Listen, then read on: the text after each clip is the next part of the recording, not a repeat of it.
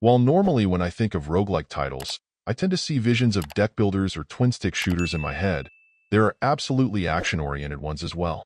Whether it's the genealogically challenged weirdness of the Rogue Legacy series, or the tense exploration and platforming of the infamous Spelunky series, some ground has already successfully been covered in the space, and now Aura of Worlds must see how it can measure up to that competition.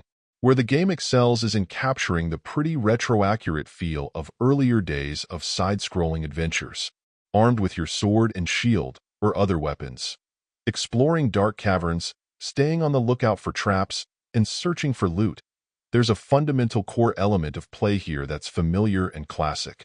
What helps make it more distinctive is then adding the element of roguelike unpredictability with each adventure's dungeons changing, the assortment of gear you'll grab along the way being unpredictable, and what feels like consistent surprises with the new enemies and traps you'll encounter.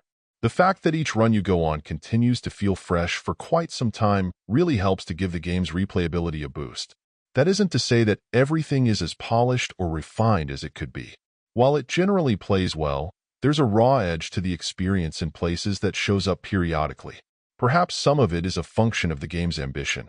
As with so many things you can encounter to make use of in different circumstances, not everything behaves as you may expect. There were also times where I had a difficult time telling what elements were in the background versus the foreground when trying to get around, which can be frustrating to say the least.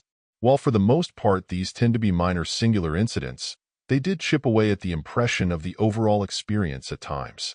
Regardless, if you think some challenging and action-oriented roguelike dungeon exploration sounds good, this will likely satisfy. Overall, my final score for the game ended up being an 8.